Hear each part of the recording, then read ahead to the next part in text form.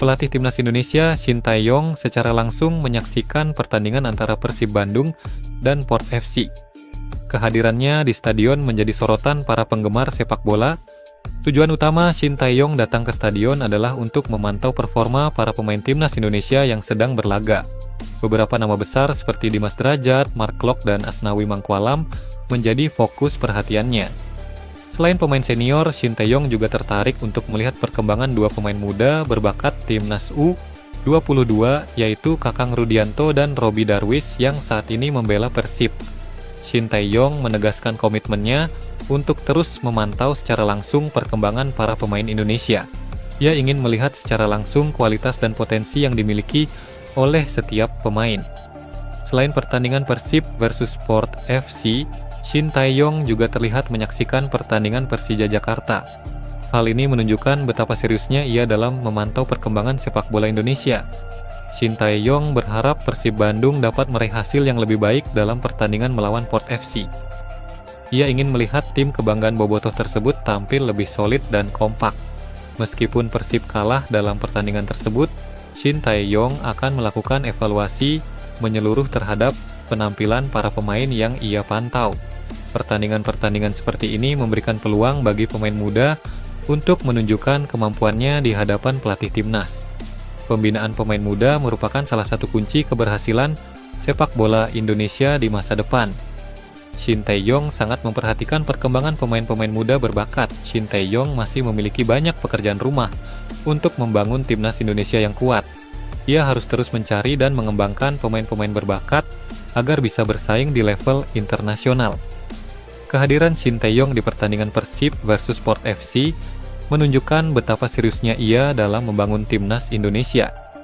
Dengan memantau langsung performa para pemain, Shin Tae-yong berharap dapat menemukan talenta-talenta muda yang bisa membawa harum nama bangsa di kancah sepak bola internasional. Selain itu, kunjungannya juga menjadi motivasi bagi para pemain Indonesia untuk terus berlatih dan meningkatkan kemampuannya. Kunjungan Shin Tae-yong ke pertandingan Persib versus Port FC bukan hanya sekadar menonton pertandingan. Di balik kunjungannya terdapat tujuan yang lebih besar, yaitu untuk memantau perkembangan para pemain timnas Indonesia dan mencari bibit-bibit unggul untuk masa depan sepak bola Indonesia. Komitmen Shin Tae-yong dalam mengembangkan sepak bola Indonesia patut diapresiasi. Bagaimana pendapatmu tentang berita ini? Tulis komentarmu di bawah.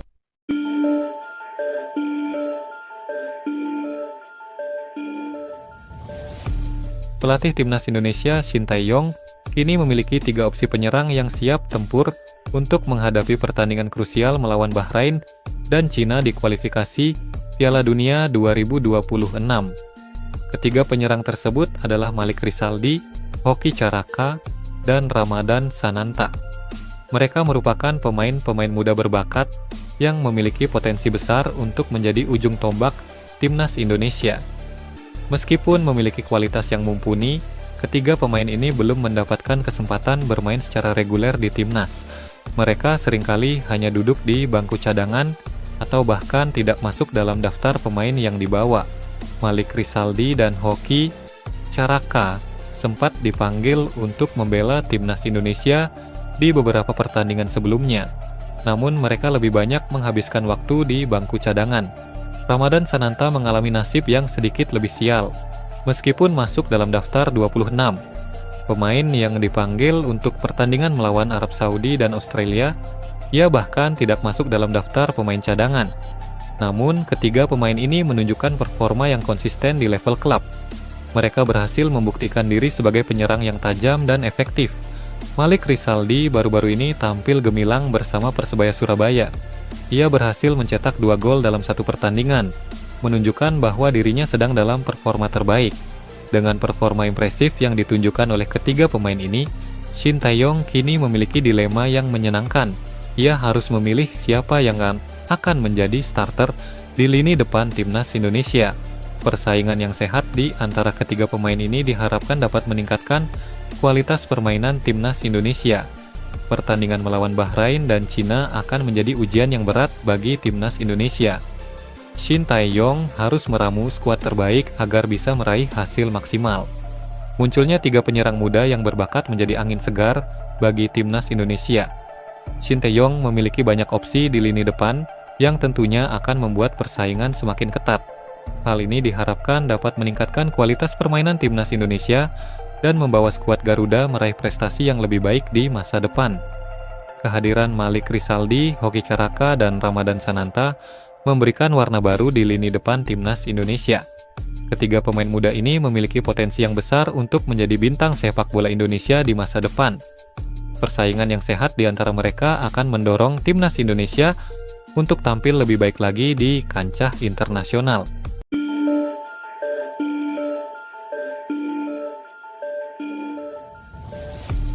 Presiden Federasi Sepak Bola Thailand (FET), Nualvan Lamsam atau yang akrab disapa Madam Pang, telah memberikan komentar mengenai kekuatan timnas Indonesia menjelang turnamen Piala AFF atau ASEAN Championship yang akan datang.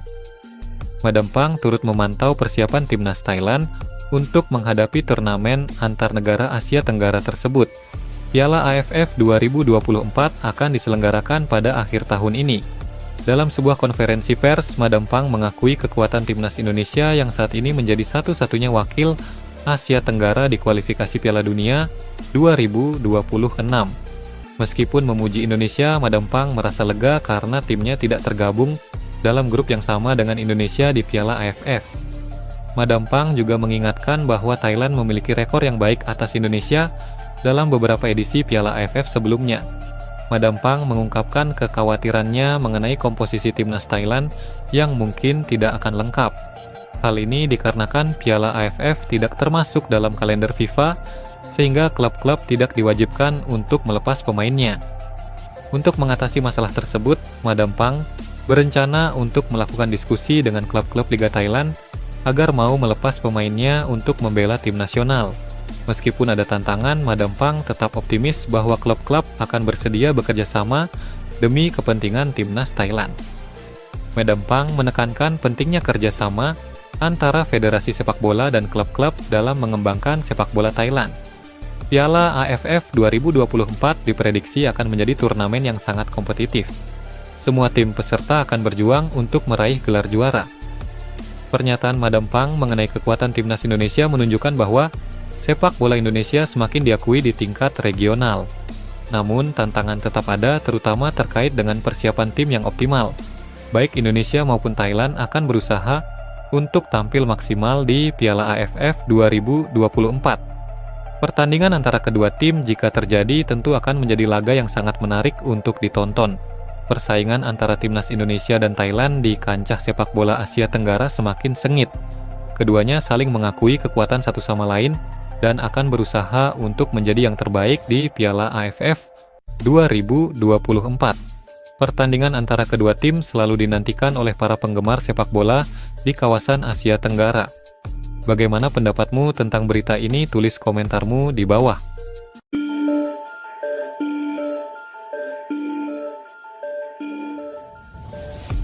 Shin Tae-yong, pelatih timnas Indonesia, sepertinya memiliki rekam jejak yang cukup unik.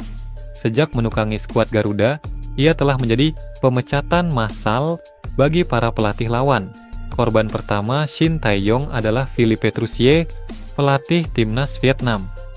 Troussier harus angkat kaki dari kursi pelatih setelah secara beruntun kalah dari Indonesia dalam 3 kesempatan, termasuk di Piala Asia 2023. Nasib serupa juga dialami oleh pelatih timnas Malaysia, Tan Cheng Hoe, dan pelatih timnas Singapura, Tatsuma Yoshida. Keduanya sama-sama mundur dari jabatannya setelah gagal mengalahkan Indonesia. Tidak hanya negara tetangga, pelatih Kuwait, Viteslav Lavica, juga harus merasakan pahitnya kekalahan dari Indonesia. Ia dipecat setelah timnya kalah dari skuad Garuda di kualifikasi Piala Asia 2023. Yang terbaru, pelatih timnas Australia, Graham Arnold, juga harus mengundurkan diri dari posisinya. Keputusan ini diambil setelah Australia ditahan imbang oleh Indonesia dalam kualifikasi Piala Dunia 2026. Graham Arnold mengaku bahwa keputusan untuk mundur sudah dipikirkan matang-matang. Ia merasa ini adalah waktu yang tepat untuk memberikan kesempatan kepada pelatih baru untuk membawa timnas Australia ke arah yang lebih baik. Graham Arnold telah berkontribusi besar bagi sepak bola Australia. Ia telah menjabat sebagai pelatih dan asisten pelatih timnas Australia dalam berbagai level usia selama lebih dari 2 dekade.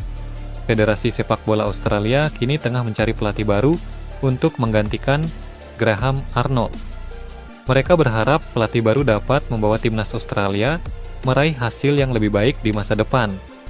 Pelatih baru yang akan dipilih harus memiliki visi yang sama dengan federasi dan mampu mengintegrasikan dirinya dengan identitas timnas Australia. Tantangan yang dihadapi pelatih baru cukup berat. Mereka harus segera membawa timnas Australia kembali ke jalur kemenangan, terutama menjelang pertandingan-pertandingan krusial di kualifikasi Piala Dunia 2026. Shin Tae-yong telah berhasil membawa timnas Indonesia meraih prestasi yang membanggakan. Keberhasilannya dalam mengalahkan sejumlah pelatih asing menunjukkan bahwa sepak bola Indonesia telah mengalami kemajuan yang signifikan. Namun kesuksesan ini juga membawa tantangan tersendiri, yaitu bagaimana mempertahankan prestasi yang telah diraih dan terus mengembangkan sepak bola Indonesia. Shin Tae-yong telah menjadi sosok yang sangat berpengaruh dalam perkembangan sepak bola Indonesia. Keberhasilannya dalam mengalahkan sejumlah pelatih asing telah mengangkat harkat dan martabat sepak bola Indonesia di mata dunia. Namun, di balik kesuksesan ini, ada tantangan yang harus dihadapi, yaitu bagaimana mempertahankan prestasi yang telah diraih dan terus mengembangkan sepak bola Indonesia menjadi lebih baik lagi. Bagaimana pendapatmu tentang berita ini? Tulis komentarmu di bawah.